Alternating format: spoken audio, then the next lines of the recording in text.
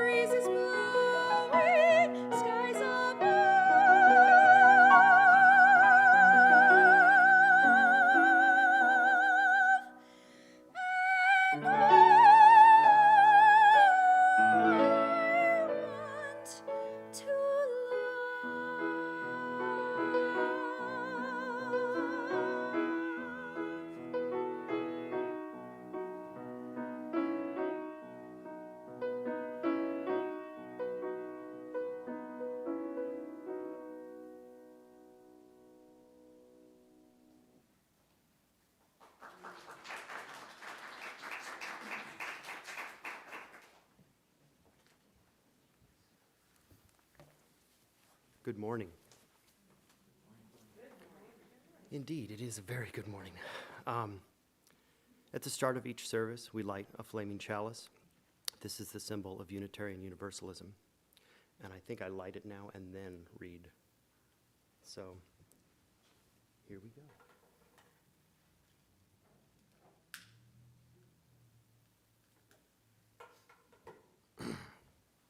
We light this chalice to celebrate Unitarian Universalism.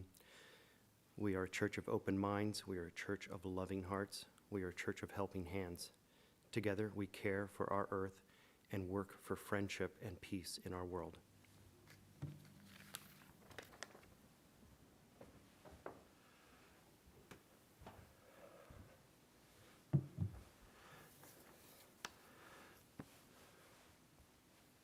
My goodness.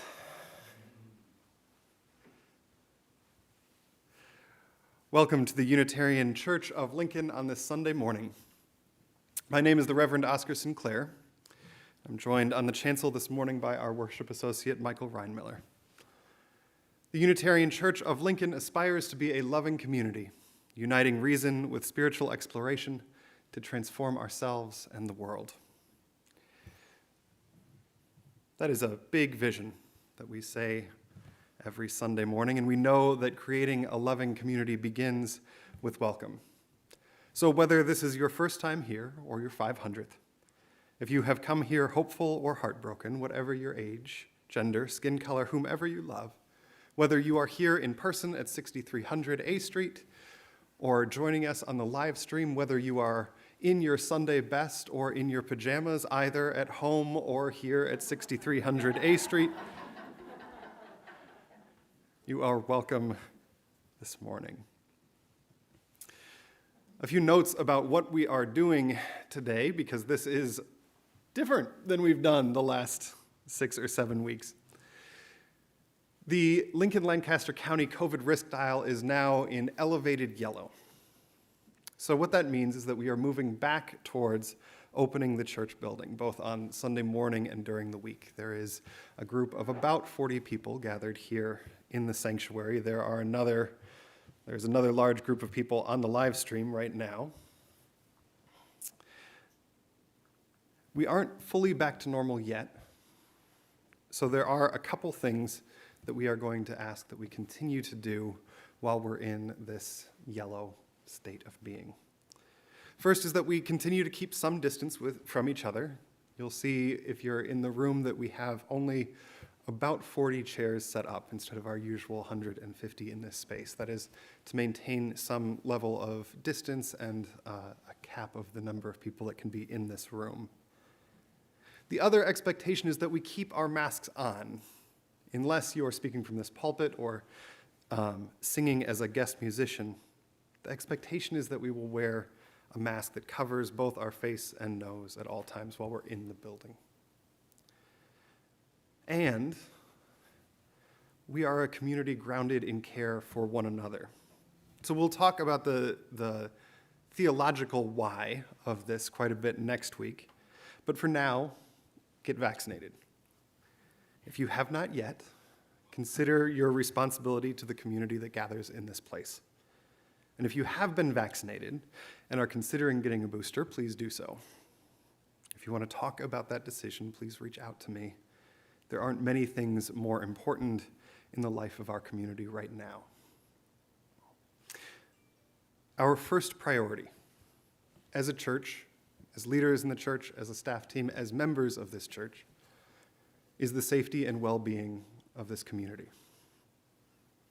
That means that in an intergenerational community of varying age, health condition, and risk tolerance, we're going to be cautious in how we approach risk. But it also means that we will be searching out the best information and advice that we can. This week on Wednesday, we were able to speak directly with the Lincoln-Lancaster County Health Department, and based on their advice, we are going to do something this morning that we haven't done since March of 2020, which is sing together. Yeah. The advice from the health department was as follows. If you have a group of people gathered in a church, and if those people all have masks covering their face, their mouth, and their nose, then singing as a group appears not to be a particularly risky activity. So based on that advice and based on conversations between me, our music director, our choir director, and the board this week, we're going to do that.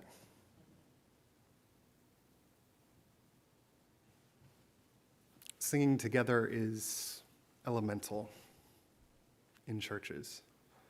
It is the thing that for me has felt like the hardest loss of the last year and a half.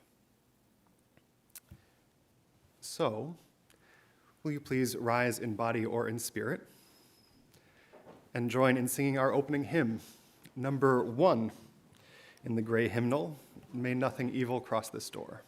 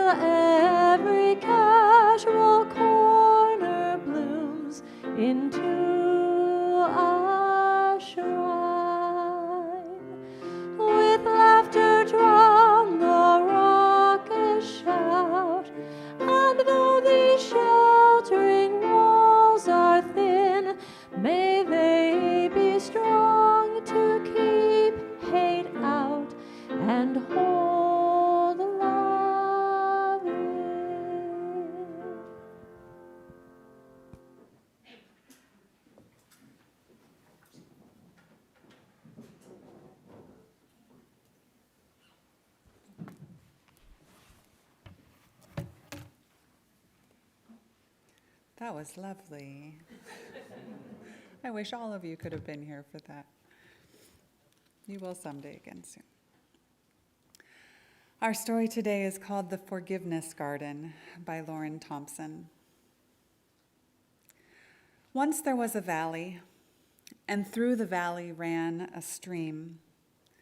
The village of Viam stood on one side, and the village of Gamti stood on the other. There was no peace in the valley, for the two villages had hated each other for a long, long time. One day, a new argument sparked.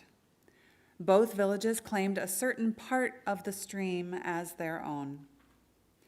Angry words flew across the stream, and then stones. A Gamti boy named Karun picked up a large stone and hurled it across the water.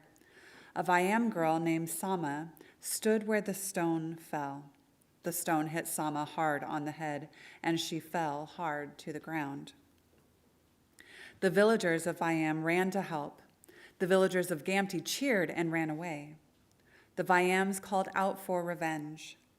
They were angry, and they were afraid. Would the Gamtis never stop fighting us? They gathered around Sama, admiring her courage and plotting their revenge against the Gamtis.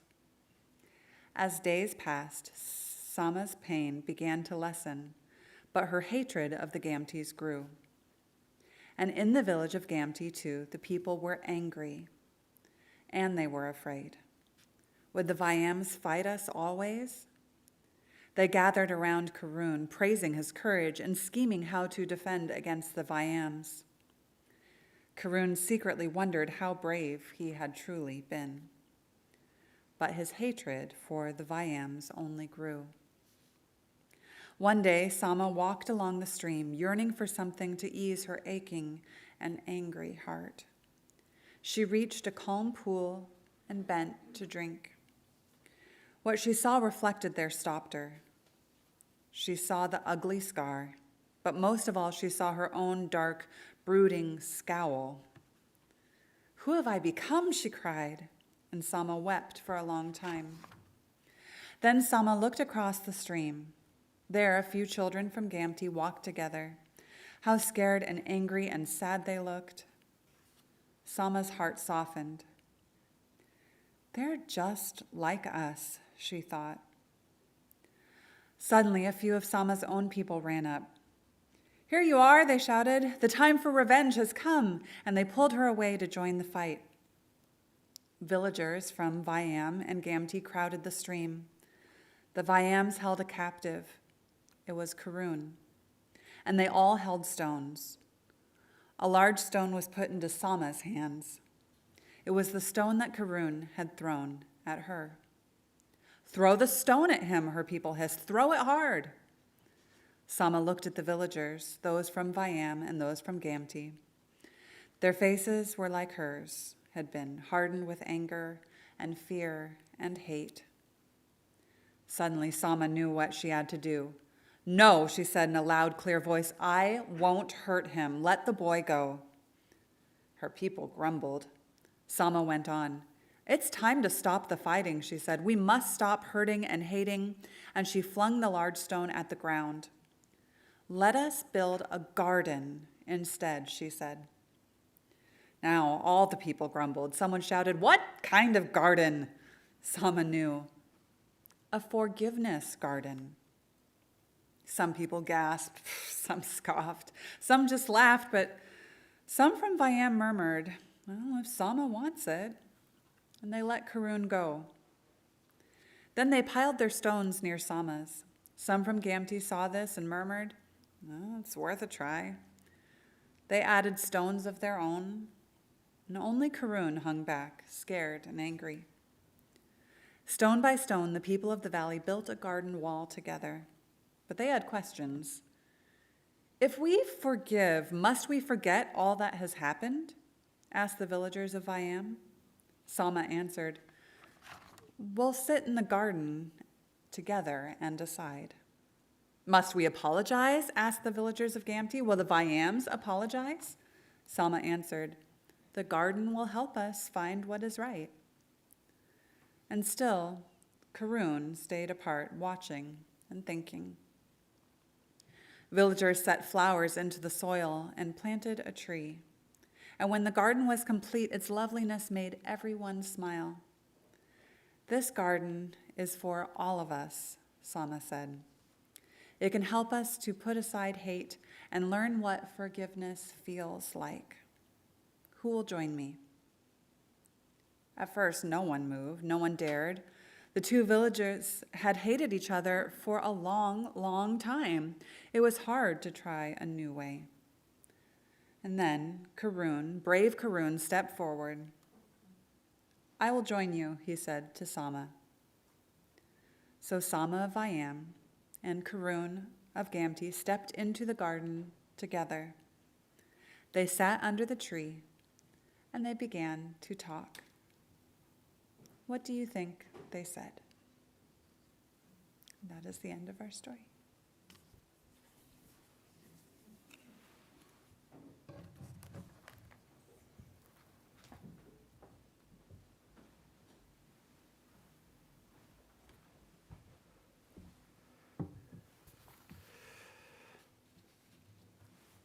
We have a practice as part of our service each week of sharing the joys and sorrows of our life together. We've done this in a couple different ways over the last year and a half, but we are back to doing this in a combination of people in person here and on the live stream online. So this phone is playing the live stream.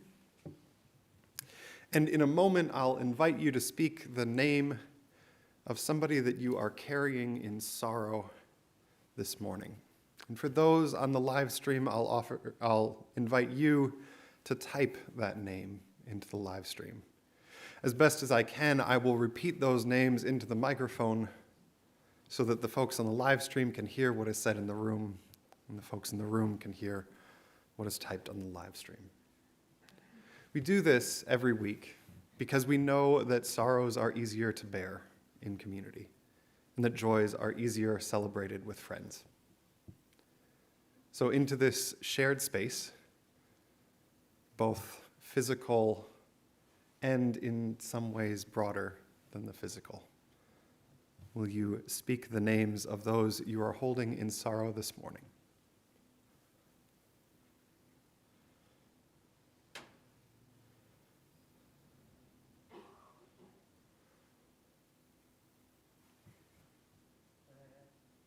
Brad, who died of COVID.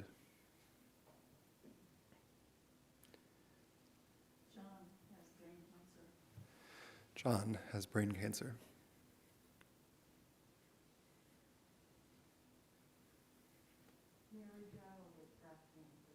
Mary Jo with breast cancer.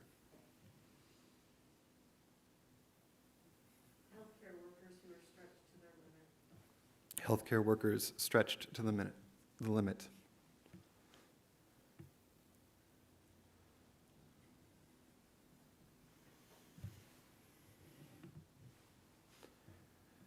Michelle and Wendy and Joanne and John as he completes his life's journey. Lorenz and Kaylee.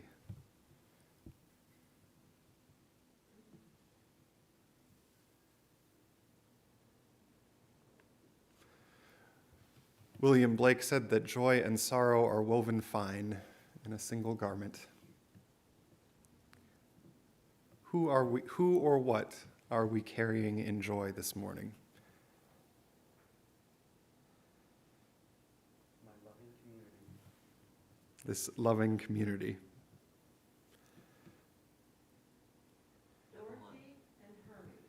Dorothy and Hermes. Evelyn.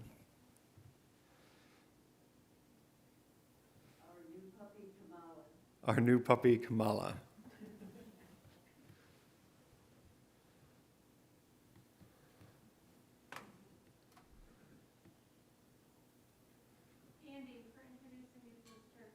Andie for the introduction to this church. Julie and Bill, and our guest musicians this morning.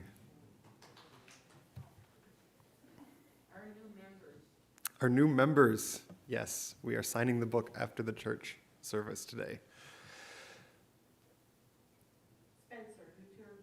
Spencer, who turned one. In the live stream, we have Joy for rum tasting with Lee and Les Mans. Joy, the bookstore, is back in action. Heather, Kurt, Tim, Earl, Michael, Nels, and Lauren for all their hard work on the grounds yesterday and today. Myrtle, Evelyn Weymouth says, I turned 71 on Monday. Joy, Marcia Cedardahl says, our family. Jamie Radcliffe says, elevated yellow. I will say, despite my reaction in the moment, the joy of hearing everybody singing together.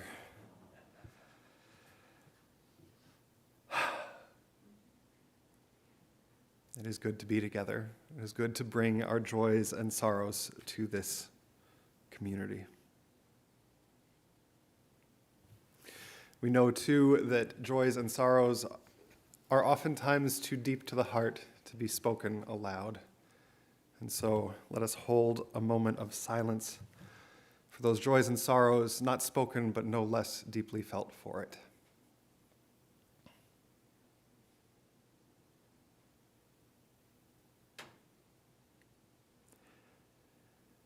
Thank you for your presence.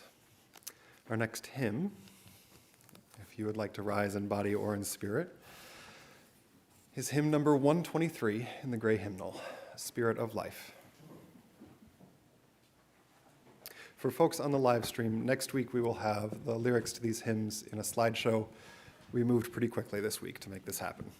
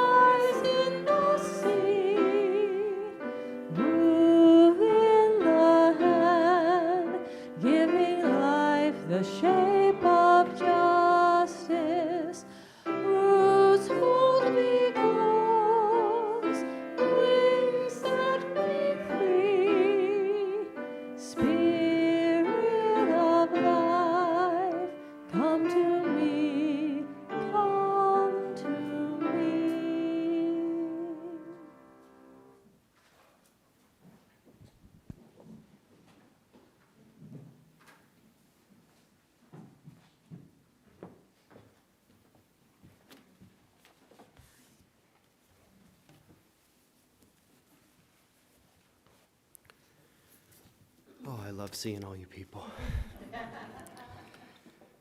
Each week, as part of the service, we take up an offering to support the work of this church and our partners in the community. This month is Pledge Drive. After a video from Arnie Larson, I hope I pronounced that, Andie Larson, you are invited to give or pledge while the next song plays. You can do that by going onto our congregational database, Realm. It's pretty slick, I have to say. Or texting UC Lincoln and the amount you wish to give to 73256.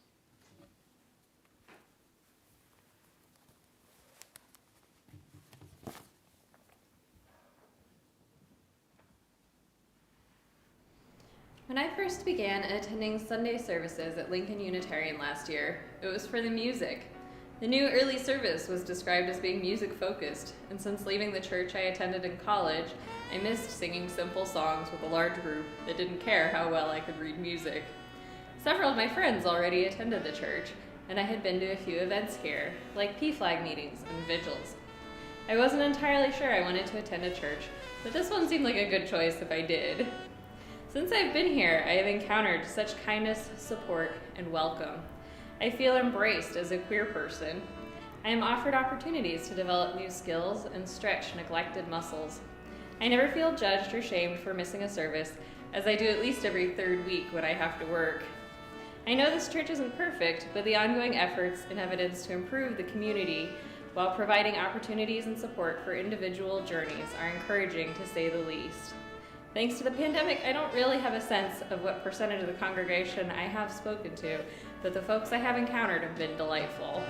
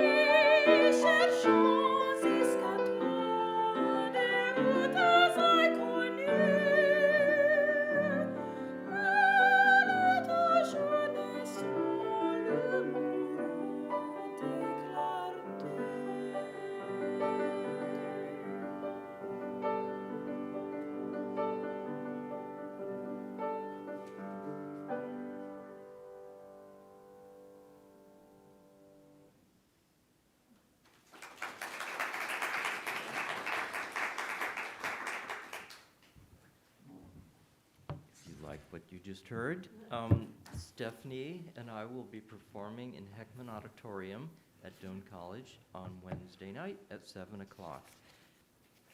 Hey, Bill. Could you tell us who both guest musicians are and what they're singing?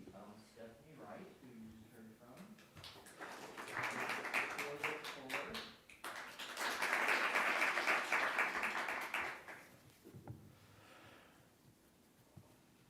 Our reading this morning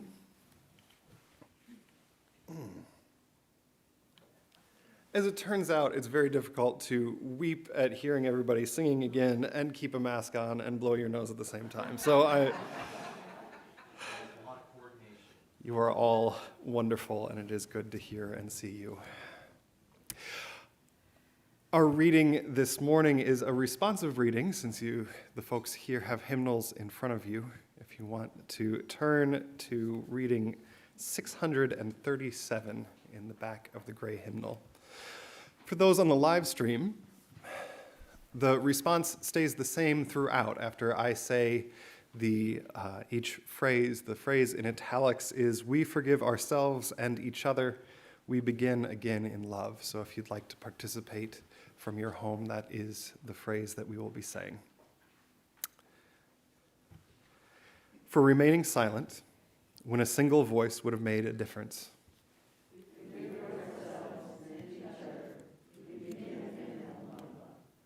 For each time that our fears have made us rigid and inaccessible.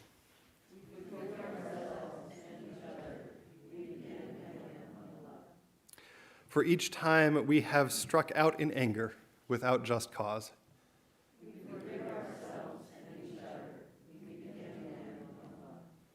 For each time that our greed has blinded us to the needs of others.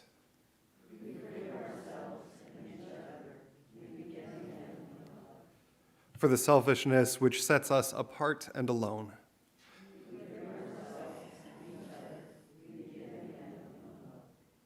For falling short of the admonitions of the Spirit.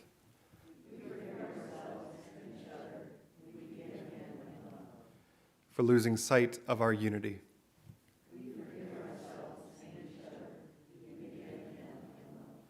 For those and for so many acts, both evident and subtle, which have fueled the illusion of separateness.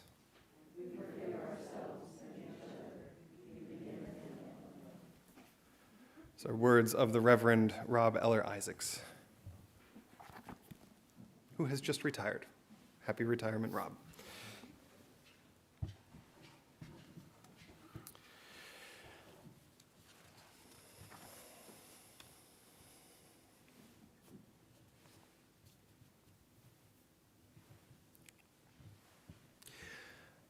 Every spring, the Unitarian Church of Lincoln holds a church auction. Members and friends from across the church bring things for the event, from baked goods to baskets to dinners to activities. For the last 4 years, I've contributed a sermon for the upcoming year, usually framed as pick a primary text for an upcoming service. Today's service is that one from the auction, which Evelyn Weymouth bid on and won last spring. So over the last several months, Evelyn and I have been meeting and talking about her chosen theme of forgiveness and grace. And while she is not able to be here in person, she is participating through the live stream this morning. So if everybody wants to turn to the camera right there and wave and say, "Hi, Evelyn."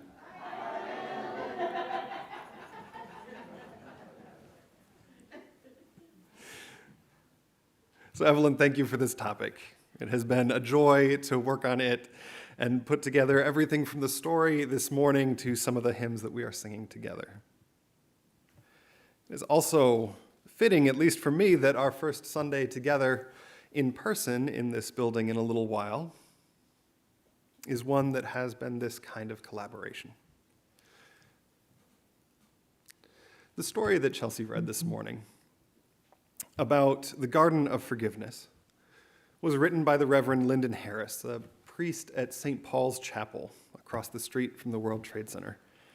It became a center for rescue operations 20 years ago, and in the 2 decades since, Reverend Harris has worked to bring attention to issues of peace, reconciliation, and forgiveness, now serving as the director of the Garden of Forgiveness, a US-based educational nonprofit. The story he wrote about Sama and Karun and a rock thrown across the river is based in part on the work of Alexandra Assili, a Lebanese therapist and academic whose childhood in Beirut inspired her to tell the story and start the first Garden of Forgiveness there. Notably, though, in both Harris's telling and the real garden, the story remains unfinished. Sama of Vayam and Karun of Gamta stepped into the garden together. They sat under the tree and began to talk. What do you think they said? What do you think they said? Before we answer that question, let's back up a little bit to the basic questions of forgiveness. Who, how, why? Forgiveness itself is hard to define, as a concept. So rather than try to answer directly what it is, we can talk about these other three questions and then get there. So who is forgiveness for? Remember that story from the Time for All Ages. Sama is hit by a rock thrown by Karun. And the story ends with them sitting in the garden together talking. But before the garden is built, what is the moment when that story turns from vengeance to forgiveness? It isn't an interaction between the forgiver and the forgiven. Not in an interaction between Sama and Karun, but in the moment, Sama sees her reflection in a stream. Yearning for something to ease her aching, angry heart, she reaches a calm pool and bends to drink, and when she does, she sees two things: the scar from where the rock hit her, and her own dark, brooding scowl, the story says. Who have I become? She asks and weeps. This is the first truth that when we talk about forgiveness. Forgiveness has little, if anything, to do with the person being forgiven. Sama starts down the road of forgiveness not because of what it will mean for others, but because it's what she needs to do for her own healing. We forgive because it is what allows us to move forward. We cannot change the scars that we carry on our faces or in our hearts, but we have some control over what story we tell. This is important because as much as forgiveness can be a tool towards building relationship, that's not where it starts. It is first about reconciling ourselves to our own experiences, not defining ourselves by our woundedness and the anger that flows from it. And that's important because forgiveness is not the same thing as reconciliation or relationship. It may be a first step, absolutely. But relationship requires that the one who has done wrong admit that and work to make amends. And unlike forgiveness, that is not up to us. There's an institutional example of this. From 1948 to 1993, the Republic of South Africa was ruled by the National Party, the South African National Party, which instituted a series of laws and practices that together made up the policy of apartheid, or apartness. The apartheid regime was brutal, forcing the majority of South Africans into a system of legal oppression and disenfranchisement that lasted for generations. And in response, South Africans of all races and backgrounds fought back against the National Party. And while Gandhi began his career in South Africa, the fight against apartheid was not nonviolent in either philosophy or practice. And by the early 1990s, few saw any way forward for the country other than a protracted civil war. And then instead, several things happened at once. The National Party stepped down from power peacefully.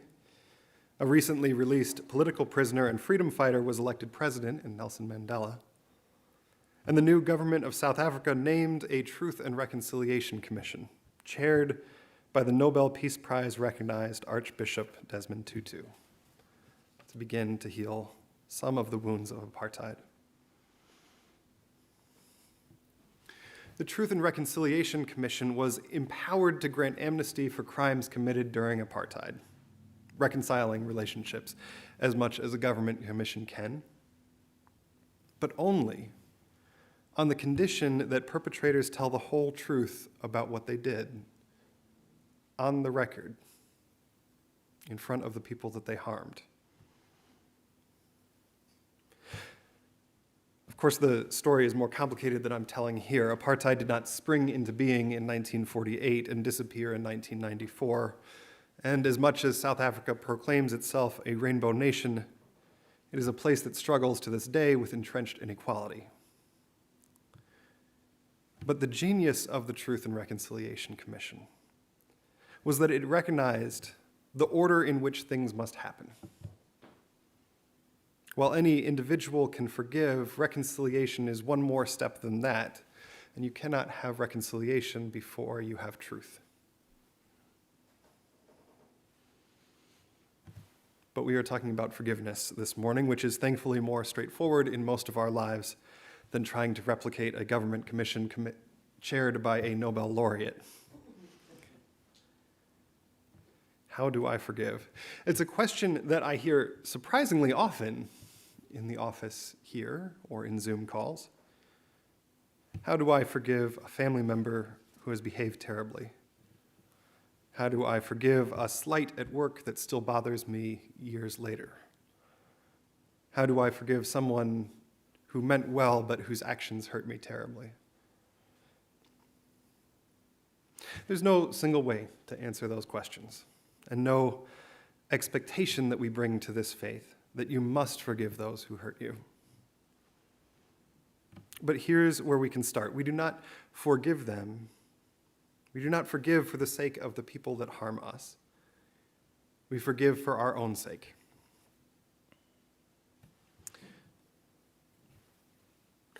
In the novel The Shack, William Paul Young describes forgiveness as the action of taking our hands off of another's throat. That's a visceral image in a visceral book, but it captures how forgiveness is a kind of letting go. Reverend Don Felt described forgiveness at a Nagasaki commemoration 30 years ago as giving up all hope of a better past. This is how we forgive. Not by approaching someone who has wronged us and saying, "I forgive you," as if 3 magic words will change what happened between us, but by letting go, putting down, refusing to carry the burden of what we cannot change. When we forgive, we extend grace first to ourselves, and in doing so, open the door for truth and reconciliation. Let me digress for a moment here and be very clear on one thing. We are talking about forgiveness as a net positive this morning, and I believe that on balance it is. But what we cannot do and will not do is prescribe forgiveness on anyone. It is not okay to expect somebody who has been hurt to forgive the one who has hurt them. It is not okay to ask that of someone who we have hurt. And if you are hearing this sermon and you are struggling with whether or how to forgive someone who has wronged you, know that the first and only reason to do it is to help yourself to heal. If it will not help that process, or if it will deepen the hurt that you feel, there are other tools to use. When forgiveness becomes an expectation that we impose on somebody else, it loses its capacity for transformation and becomes a blunt tool, a bludgeon to continue harm.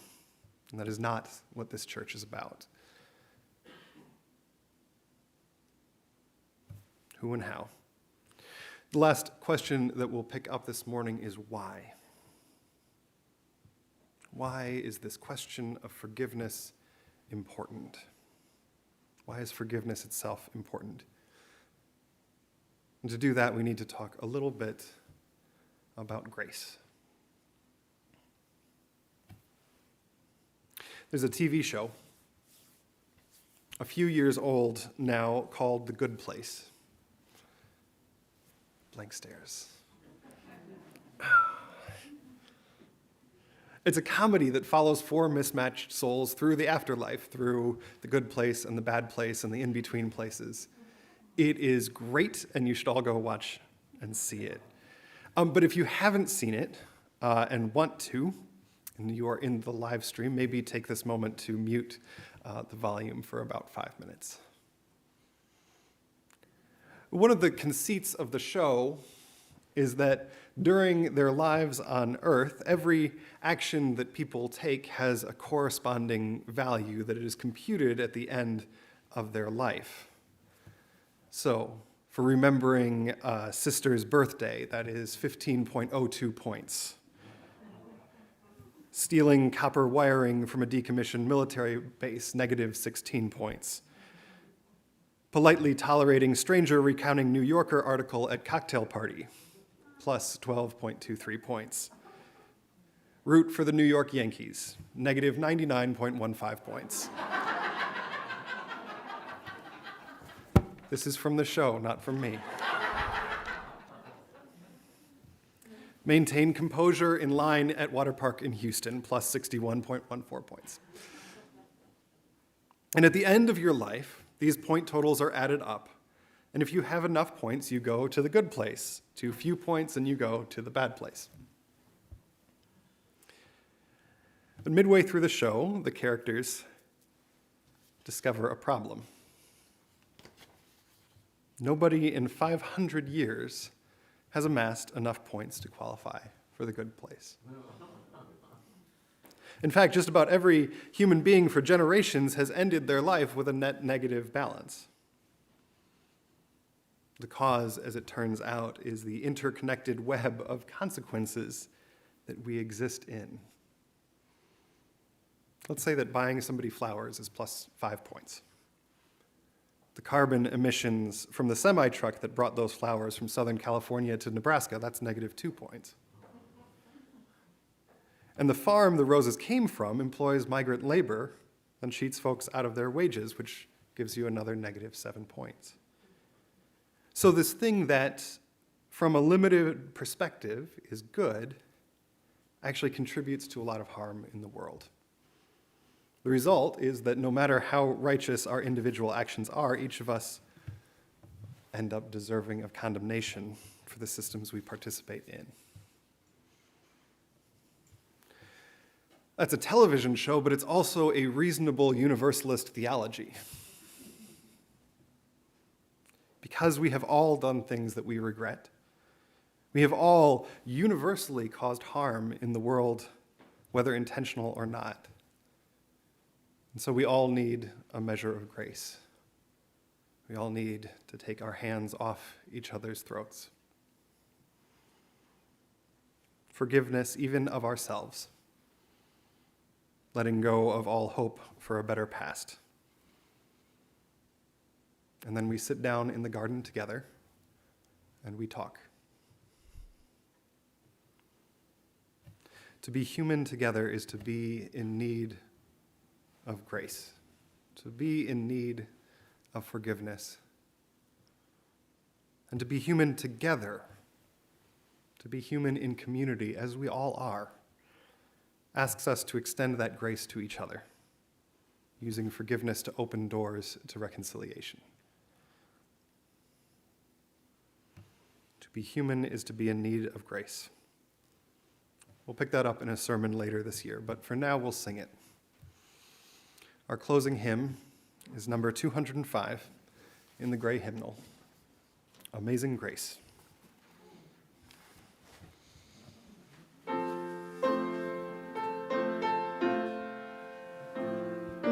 You rise in body and or spirit.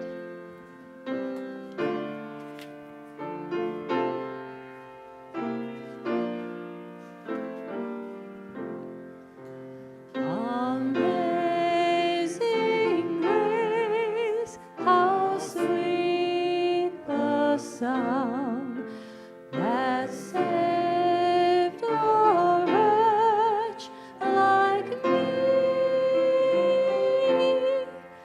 I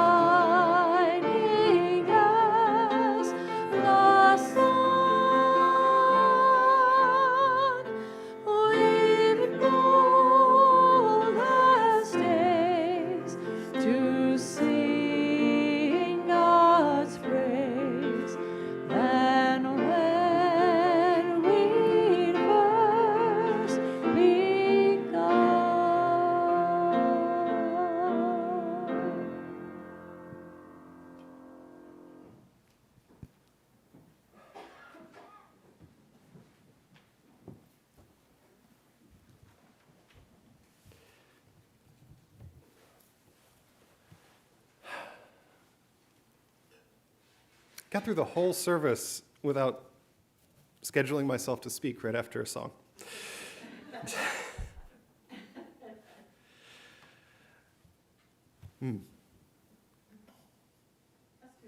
Yeah.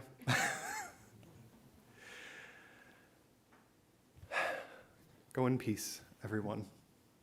Go in grace, go in kindness, go in faith. It is good to be together, and we will see each other in this community again soon. Amen.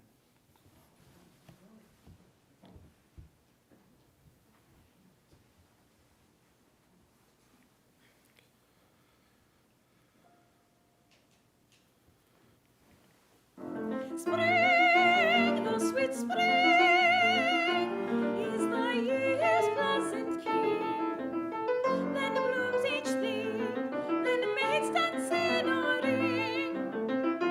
Cold doth not sting, the pretty birds do sing.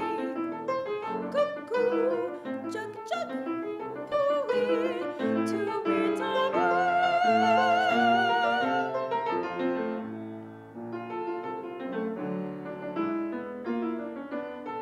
Abomination